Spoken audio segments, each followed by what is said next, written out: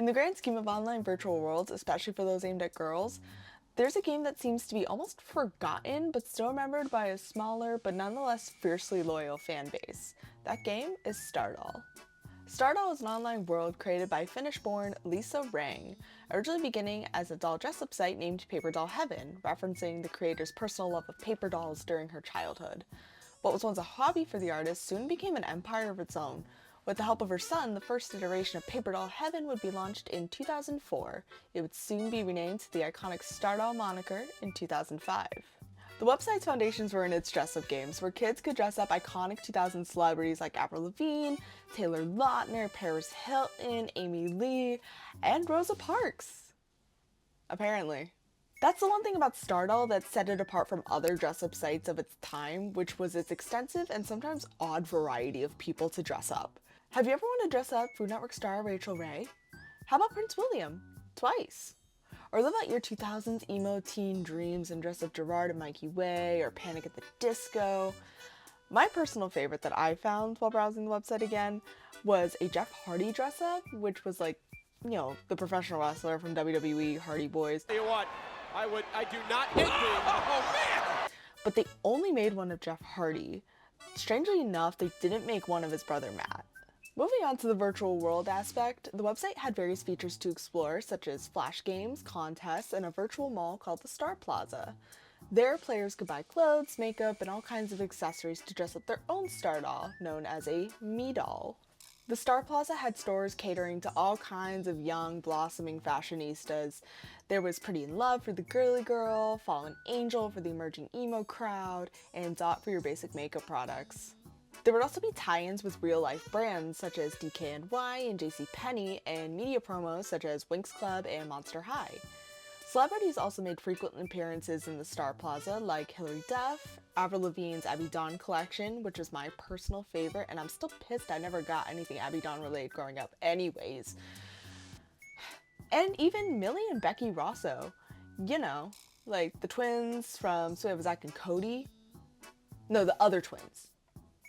Okay, how about the twins from Legally Blondes? You know, the hit movie everyone remembers, got stellar reviews on IMDb. There were also stores that sold makeup and hair dye, which users could use to customize their Me doll in their beauty parlor. Also in the Star Plaza were decor stores where you could buy furniture for your suite, which was an apartment that came with 2 rooms, but extra could be bought with a Superstar membership. Oh yeah, it was definitely a membership site, and we'll get back to that later. But the rooms were entirely customizable, and there was a section underneath the suite where you could actually create your own personal messages for people to see when they scroll down on your suite page.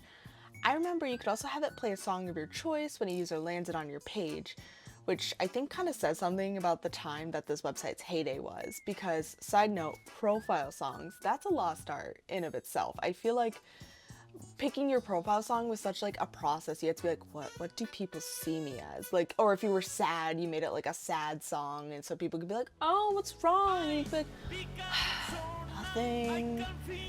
And you're like in your room crying to like friggin', I don't know. But I noticed Instagram did actually bring back profile songs in its own kind of regard, but I've yet to see it catch on in any meaningful popularity yet. But regardless. There was also a guest book further down on your page where there would always be a welcome message from Callie, which was an elusive figure in the Stardoll community. Callie's a little hard to explain. She's not a founder, she's not a CEO, which would have been Matthias Mikshe, who acquired the site in 2005. It's debated whether or not she's even a real person in the first place, but there are a few alleged pictures who people claim to be Callie or seem like they could be Callie. She's still updating the site to this day with blog posts and updates her coveted Callie's pics that appear in the Star Plaza. It is strange that she is such a prominent figure on the website, but to this day, no one seems to be 100% sure who she is or who even runs the account. It's a mystery that would definitely require a deep dive of its own. Stardoll did play into the whole blog aspect with a customizable journal that players could use for anything they wanted. Through their own personal page, they could also open their own store to sell unwanted or rare items known as a Star Bazaar. Players could also use Star Design, which was a custom design maker, to create their own clothes, and later on an ability to make wigs, which could also be sold within their Star Bazaar. either for star dollars or star coins. People have done some really impressive things with their wigs to customize their Mii dolls outside of the site's limitations. I remember people would take different parts and look like their face was contoured, or they would give themselves boobs because it was a kid's game and you couldn't have boobs in a kid's game, or they give themselves like collarbones or abs. Like, they would do like some pretty interesting stuff with it that you couldn't do in your own personal Mii doll customizer. But going back to currency and the Star Plaza and buying stuff, Star Dollars were the original currency, the one I remember the most, as I played the game religiously from about 2006-ish to 2013-ish. In May 2011, they introduced a free currency called Star Coins and made Star Dollars a currency that you would need to buy with actual real-world money. And of course, all the cool stuff sold for Star Dollars. Anything that you would want, like actually want. It was like Club Penguin all over again, where like all the ugly stuff was like, I didn't play Club Penguin much, but from what I remember, it was like the ugly clothes were like the free ones, or like you couldn't even get clothes, but it kind of became a that sort of situation. Each new account would start off with 700 star coins, and star dollars could really only be acquired by having a superstar membership. See, we're getting back to it. Stardoll had 3 different membership tiers: the free membership, the superstar membership, and the coveted royalty membership. I had the superstar membership for a while, which was crazy to ask for in the hindsight of the 2008 recession, but weren't we all begging our families for a membership on Club Penguin or Builders Club membership on Roblox? It was just like that. They really had us begging our parents for money during that time. Superstars would get 200 star dollars a month, access to exclusive fashions, certain features in the beauty parlor like special hairstyles, and even different shapes to make your eyes and lips. Plus access to 12 rooms in their suite, which would then be lost if the membership was not renewed. They also had a really sick gold star that would appear next to your name, so it was totally worth it. Royalty is a bit more interesting, not in the sense of perks, but in the sense that for a while, no one really knew how to get a royalty membership. At least I remember people not knowing how to get a royalty membership, or maybe I was just dumb. There was no option to buy a royalty membership, at least for a while there wasn't. And it was mostly official Stardoll accounts or people that won the Miss Stardoll World pageant that would receive the status. Later, it was figured out that royalty was acquired by having a superstar membership for 365 days straight. They were characterized by having a diamond next to their name where the star used to be, and in terms of perks, royalty members would have access to a special store in the Star Plaza and a membership to their own Stardoll Royalty Club. Clubs were basically forums that members could join. I remember being part of a Jonas Brothers / Hannah Montana fan club because those fans had some serious overlap back in the day, and I was also like 9, so. Twilight clubs were also rampant at the time, being Team Edward clubs, Team Jacob clubs, Team Mercy Paper clubs. You know, this was the peak Twilight era. There were also parties that were basically chat rooms where users can set up a room for star dolls to enter and chat with text bubbles coming out of their heads. There were also certain emoticons that you could have your Mii doll make, and I vaguely remember there being like mini games within the parties, but I really wasn't able to find information on that, so I don't know if that's still a thing, because I wasn't able to enter parties. You have to be like level 3. And I didn't feel like grinding to level 3 to get to the parties, but just let me know if I'm imagining things. Outside of the website, Stardoll did a collab with Barbie in 2011, aptly named Stardoll by Barbie. It was a series of 8 dolls based off of 4 stores in the Star Plaza, those being Pretty in Love, Fallen Angel, Bonjour Bisou, and Space. While doing research for this video, I came across this blog post by the Toy Box Philosopher that mentioned that the doll didn't stand well on its own because its left foot was bent out, which I noticed as being a callback to like the way Star Dolls are kind of posed in the game, but for an average Barbie collector, it probably was annoying to deal with. They also had less articulation than a regular Barbie doll. They only had 3 points of articulation, being in their neck and shoulders. The feet were also a bit bigger than the average Barbie, and the chest was smaller, resulting in Star Dolls and Barbie being unable to share clothes. Each doll also came with a gift card for 50 in-game Star Dollars, which for a $21 doll was not that bad of a deal. It's also interesting to note that on the back of the box, they boast having over 100 million members. as 5 years later, in 2016, Stardoll would announce that they had reached 400 million players. This rapid growth would not last forever, however.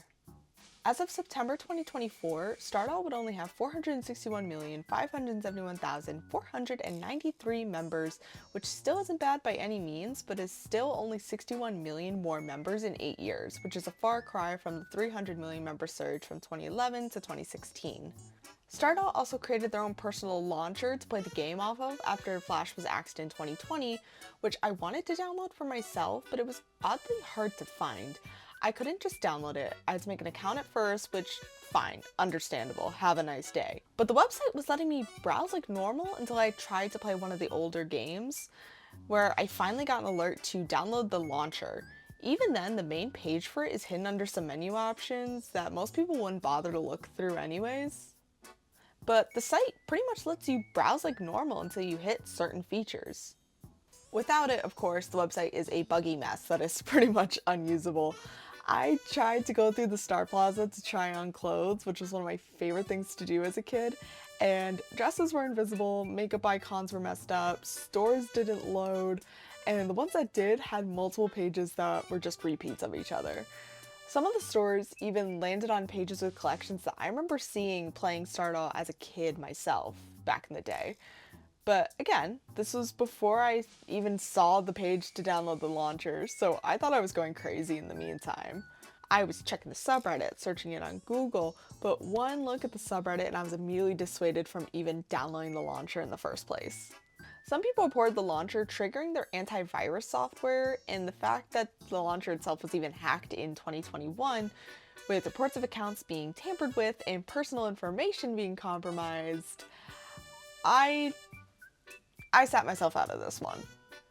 The whole company seems to not be in the best shape, as while I was doing research for this video, I went to check out the official Stardoll blog for anything that could be interesting, and uBlock Origin gave me a warning that the website had badware risks. Stardoll even tried their hand at mobile games, such as Stardoll Stylista, which was a game that you create your own Mii doll and try to become a famous stylist, which was powered by user voting. There were also mentions of Click, which seemed to be a more social media take on apps like Depop and Poshmark, but that's about all the information I could find on Click. The website for their parent company, Glorious Games AB, formerly known as Stardoll AB, is extremely bare bones and only mentions Stardoll. There's no menus, no information on employees, CEO, nothing. There's not even so much as a contact us option, and the copyright date on the website hasn't been updated since 2016. Now, for the CEO, there's no mention of who the current CEO is on the official website, or Glorious Games' LinkedIn profile.